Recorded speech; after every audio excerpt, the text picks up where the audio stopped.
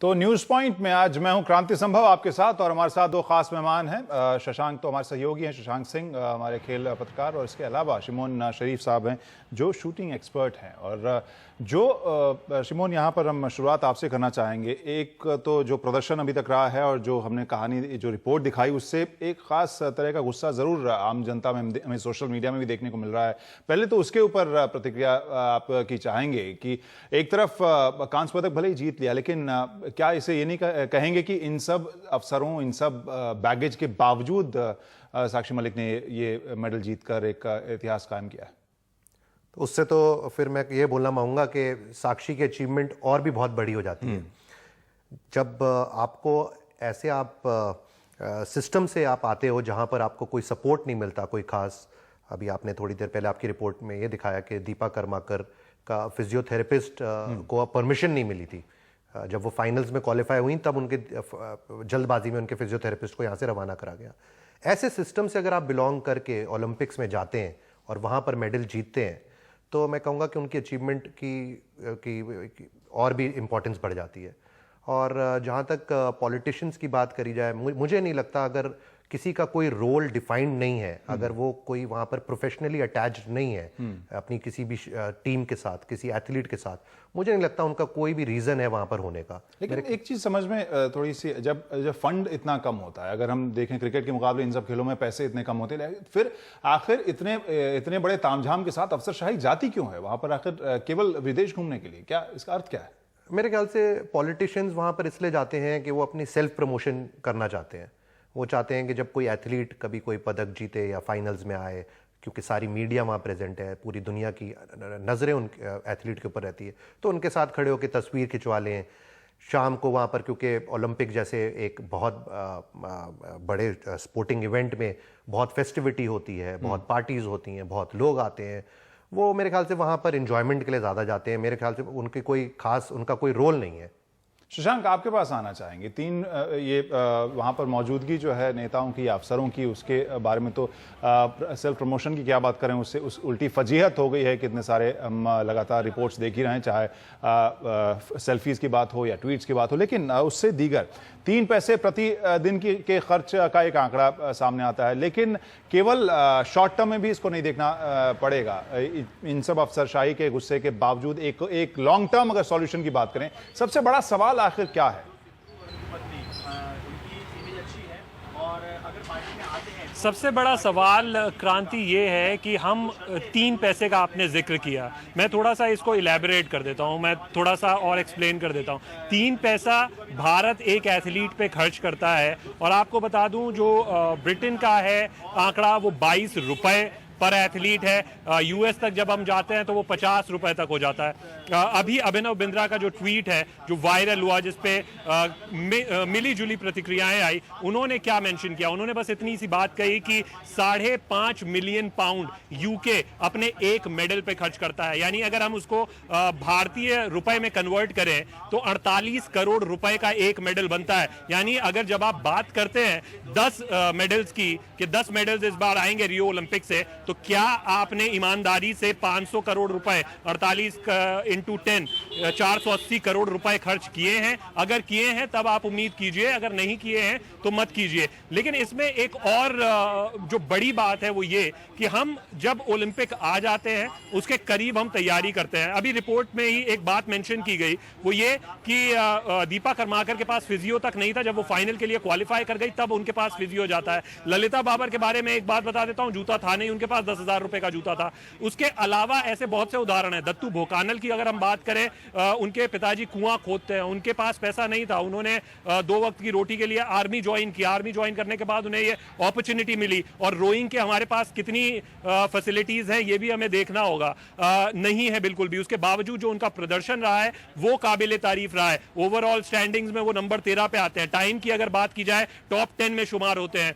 Lalita Babar top 10 में शुमार होती हैं। 6 महीने पहले आप उन्हें तैयारी के लिए कह देते हैं, मैराथन रनर थी, 3000 मीटर स्टीपल चेस के लिए कहते हैं कि थोड़ा सा आप कम रेसेस के लिए तैयार कीजिए क्योंकि वो अच्छा कर रही थी। तो आपको इन खिलाड़ियों पर, इन एथलीट्स पर ध्यान देना होगा। लेकिन सबसे बड़ी बात यह है कि जब आप तैयारी की बात करते हैं, जब आप मेडल्स की बात करते हैं, तो ये नहीं कि 6 महीना पहले आपको एक ओलंपिक चैंपियन मिल जाएगा, चाहे आप जितनी सुविधाएं उसे मुहैया करवा दें, 6 महीने में आपका ओलंपिक चैंपियन तैयार नहीं होगा। और अभिनव ने कल एक बहुत अच्छी बात कही जब एनडीटीवी से बातचीत कर रहे थे, वो ये कि अब अगर ओलंपिक मेडल की तैयारी करनी है तो वो 2024 के लिए तैयारी करनी होगी। 2020 जापान को भी मत शुमार कीजिए, उसमें शामिल कीजिए, आप तैयारी कीजिए 2024 के लिए, यानी 8 साल अपने आप को दीजिए और ईमानदारी से वो कोशिश करिए। क्योंकि बहुत सी वजहें हैं जिनको, बहुत सी जगहें हैं, बहुत से ऐसे छोर हैं जिन पर सुधार की जरूरत है। और उसमें सबसे बड़ा अगर कोई पॉइंट है तो वो यही कि आपको अपना बजट सुधारना होगा। मैं आपको एक और उदाहरण देता हूं। जब यूके की बात आप करते हैं, यूके का आप बजट देखिए, उन्होंने 2008 बीजिंग से अब जो 2016 रियो है उसमें 16% इजाफा किया अपने खेल के बजट में, और नतीजा आप सबके सामने है। ग्रेट ब्रिटेन इस समय अगर हम बात करें तो वो नंबर 2 पर है यूएसए के बाद। तो यहां पर आपको अंतर नजर आता है, उस समय वो 34वें स्थान पर था। तो अंतर साफ दिखाई देता है। ये नहीं है कि आप पैसा लगाएंगे, अगर ईमानदार कोशिश हो रही है, पैसा लग रहा है और सही जगह पर लग रहा है तो उसका असर भी दिखाई देगा। गलतियां, या अगर आप बात कहें कि क्यों ऐसा हो रहा है, वो उसमें बहुत सी वजहें हैं, उसको डिटेल्स में समझाया जा सकता है। लेकिन एक मुख्य वजह कि क्यों मेडल्स नहीं आ रहे हैं, ये सबसे बड़ी मुख्य वजह है। अगर इसमें सुधार होता है तो कहीं ना कहीं भारतीय मेडल्स की गिनती में भी सुधार होगा। यहाँ शशांक जो दो चीज कर रहे हैं, एक तो इन्वेस्टमेंट की बात है ही, जिसका सीधा असर दिख रहा है ब्रिटेन के बेहतर परफॉर्मेंस के साथ जब उनका इन्वेस्टमेंट बढ़ा है स्पोर्ट्स को लेकर। दूसरा विजन, अगर अभिनव बिंद्रा की बात जैसा शशांक बता रहे थे कि अभी अगले वाले ओलंपिक नहीं, उससे अगले वाली 8 साल का विजन रखा, क्या हमारे जो खेल एसोसिएशन है या जो अधिकारी हैं वो इतना लॉन्ग टर्म विजन क्यों नहीं रख पाते, जब चाइना ने भी इसी तरह अपना टर्न अराउंड किया था? नहीं, देखिए प्रॉब्लम यही है, बिल्कुल अभिनव बिंद्रा ने एकदम ठीक बात बोली है। कम से कम 8 साल की साइकिल होती है एक ओलंपिक्स के लिए प्रिपेयर करने के लिए। इसका कारण ये भी है कि जो बेस्ट कोचेज़ हैं दुनिया के, जो बेस्ट ट्रेनर्स हैं, वो सब बुक हो चुके हैं ऑलरेडी। जो टॉप लीडिंग ओलंपिक नेशंस हैं वो कॉन्ट्रैक्ट साइन कर लेते हैं। हम लोग जो हैं इंडिया में 1 साल पहले जागते हैं ओलंपिक से। थोड़ा मीडिया में जब आना शुरू हो जाता है ओलंपिक्स के बारे में, तभी ये सारी हमारी जो मशीनरी है वो एक्टिव होती है। बहुत शॉर्ट टर्म गोल है हमारा। और अभी भी हम अगर बात करेंगे, जैसे अभिनव कह रहा है 2020 की 2020 ओलंपिक्स की बात करेंगे, पर हमें एक्चुअली प्लान करना चाहिए 2024 के लिए। शशांक, एक चीज़ समझना चाहेंगे हम, जैसा शिमोन भी कह रहे थे कि आमतौर पर जो चर्चा होती है ओलंपिक से थोड़े दिन पहले और ओलंपिक से थोड़े दिन बाद तक, क्या एक बड़ी वजह ये भी रहती है कि उसको लेकर आम लोगों में, मीडिया में भी उतनी चर्चा इन खेलों को लेकर, नॉन क्रिकेट खेलों को लेकर रहती नहीं है, उतनी ज़्यादा क्रिटिकल नज़र नहीं रहती है? शायद इसका भी एक खामियाजा हम देखते हैं इसका।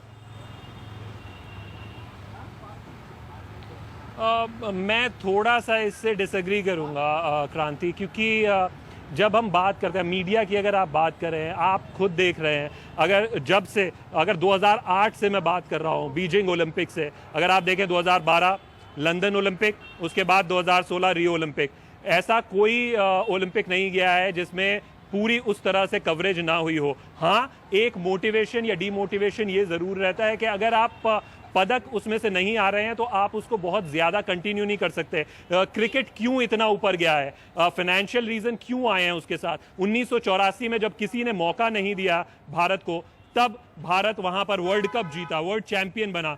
जब आप वर्ल्ड चैंपियन बनेंगे तो आप अपने आप उसके आपको फायदे नजर आने लग जाएंगे। श्रीलंका 1996 में, क्रिकेट की बात कर रहा हूं, वहां पर चैंपियन बना, नतीजे साफ आने लग गए, क्योंकि जो खिलाड़ी होते हैं, जो युवा होते हैं, वो मोटिवेट होते हैं, वो आगे आकर वो खेल खेलना चाहते हैं। अभी इस बार बात हो रही थी, जिस तरीके से भारतीय टीम हॉकी मैचेस खेल रही थी हॉकी में, कि एक बार अगर भारतीय टीम इस बार जिस तरीके का हॉकी खेल रही है, अगर पदक ले आती है तो कहीं ना कहीं हॉकी की सूरत जो है वो आने वाले वर्षों में बदलने वाली है। भारत ने बहुत अच्छा खेल दिखाया हॉकी में, लेकिन अंतिम क्षणों में वो उसको कन्वर्ट नहीं कर सकी। जहां तक सवाल आपका ओलंपिक खेलों की बात है, ये सच है, वहां पर फाइनेंशियल रिटर्न्स नहीं है और ये बहुत ही मुश्किल हो जाता है किसी भी पेरेंट को या किसी भी जो बच्चे को कि उस स्पोर्ट पर वो ज्यादा कंसंट्रेट करे, क्योंकि हीरोज कम है, उनको इमीडिएट हीरोज नहीं मिलते। अब अगर अभी पिछले 2 ओलंपिक्स की बात करें तो जरूर कुछ हीरोज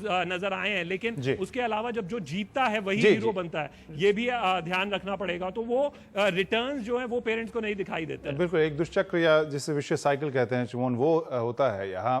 क्रिकेट को भले ही उसकी आलोचना हो पैसे को लेकर, लेकिन ये भी सच्चाई है कि सरकारी किसी फेडरेशन की वजह से इतना शुरुआत में ऐसा विकास नहीं हुआ था। तो खेलों, अगर हम नॉन क्रिकेटिंग स्पोर्ट्स की बात करें, वहाँ पर एक बहुत बड़ा वैक्यूम जरूर है जहाँ विनर्स, आम लोग, बच्चे अपना आदर्श के तौर पर विनर्स या चैंपियंस को ढूंढते हैं। नहीं, मैं एग्री नहीं करूंगा। मेरे ख्याल से अगर मैं अपने स्पोर्ट की बात करूं, शूटिंग की, मुझे नहीं लगता कि इसमें शूटिंग में हीरोज की कमी है। अभिनव बिंद्रा मेरे ख्याल से भारत के सबसे बड़े स्पोर्ट्स पर्सन है, अगर ओलंपिक स्पोर्ट की बात करें। उन्होंने 2008 में ओलंपिक गोल्ड जीता। इकलौते गगन नारंग हैं ओलंपिक मेडलिस्ट, 4 ओलंपिक मेडलिस्ट हैं, राज्यवर्धन राठौर, विजय कुमार, गगन नारंग, अभिनव बिंद्रा। मुझे नहीं लगता कि कोई कमी है शूटिंग में हीरोज की। इनके बावजूद भी कॉरपोरेट्स ने ध्यान नहीं दिया है ओलंपिक स्पोर्ट्स में। गवर्नमेंट का सपोर्ट है फंडिंग वाइज, बट कॉर्पोरेट्स का सपोर्ट अभी भी ओलंपिक स्पोर्ट्स की तरफ नहीं है। मीडिया भी कोई खास कवर नहीं करती है। ओलंपिक्स खत्म हो जाएगा, आप भी यहीं बैठे, मैं भी यहीं। मेरे ख्याल से मुझे नहीं लगता कि बहुत ज़्यादा फोकस होता है ओलंपिक स्पोर्ट्स में आफ्टर ओलंपिक्स। कॉमनवेल्थ गेम्स के वक्त फिर थोड़ा सा हो जाता है फोकस, एशियन गेम्स के वक्त होता है, और ये 3 मेजर गेम्स के अलावा मुझे कभी, मैं नहीं देखता कभी मीडिया कवरेज। ठीक है, तो यहाँ पर शशांक और शिमोन अलग अलग पहलू के ऊपर बात, उन्होंने जानकारी है हमारे साथ बांटी है, लेकिन जो मोटे तौर पर जानकारी या समझ इसमें से निकल कर आ रही है कि लंबे वक्त के लिए एक लंबा लॉन्ग टर्म विजन की ज़रूरत है, जो हमारे एथलेटिक्स, नॉन क्रिकेटिंग स्पोर्ट्स में हमारे देश के पदक तालिका को ओलंपिक्स में बेहतर कर पाए। आप सभी मेहमानों का धन्यवाद इस चर्चा में शामिल होने के